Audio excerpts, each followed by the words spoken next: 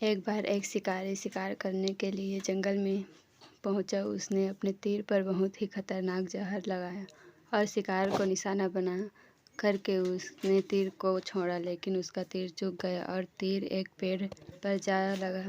वह पेड़ बहुत ही हरा भरा और बहुत सारे तोते उस पेड़ पर रहते थे। जैसे ही वह जहरीला तीर उस पेड़ पर जाकर लगा, वह पेड़ धीरे धीरे सूखने लगा और उस पेड़ पर जो भी तोते रहते थे वह एक एक करके उस पेड़ को छोड़कर जाने लगे। उस बड़े से पेड़ के कोठर में एक बहुत ही बूढ़ा तोता रहता था, जो बहुत ही धर्मात्मा और अच्छे मन का था।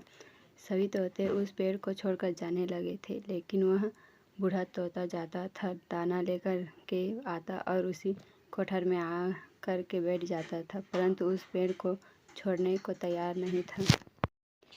बूढ़े तोते के साथियों ने कई बार आकर के उससे समझाया कि यह पेड़ सूख रहा है और किसी दिन गिर भी जाएगा, चलो किसी और पेड़ पर चल कर रह जाएं, परंतु वह बूढ़ा तोता वहाँ से जाने को तैयार नहीं हो रहा था।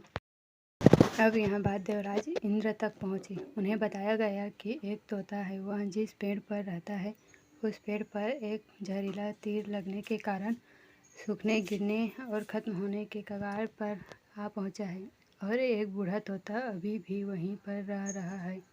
वह दाना लेकर आता है और वहीं पर रहता है, जबकि उस जंगल में बहुत सारे पेड़ हैं, लेकिन वह उसी पेड़ पर रहा है। देवराज इंद्र प्रकट हुए और उस बूढ़े तोते से कहने लगे कि आप बहुत धर्मात्मा हैं, बहुत ही अच्छे मन के हैं, लेकिन आप इस पेड़ को छोड़कर किसी और पेड़ पर चले जाइए, क्योंकि यह पेड़ कुछ ही दिनों में गिर जाएगा।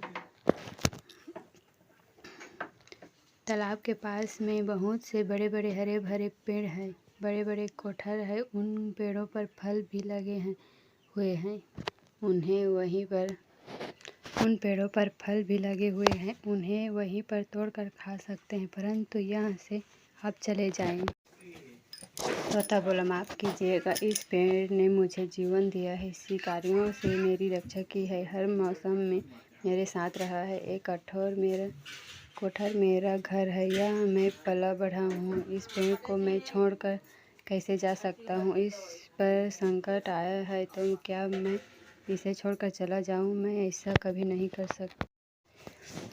देवराज इंद्र तोते के इस बात से बहुत ही प्रसन्न हुए। उन्होंने तोते से कहा, मैं आपके इस बात से बहुत ही खुश हूँ, मांगो जो आपको मांगना हो। उस बूढ़े तोते ने कहा, मुझे बस इतना मांगना है कि जिस पेड़ ने मुझे जन्म दिया, जहाँ मेरा पला बड़ा, मेरा जन्मभूमि कह सकते हो, आप इसे फिर से वैसा ही हरा भरा कर दो जैसा यह था।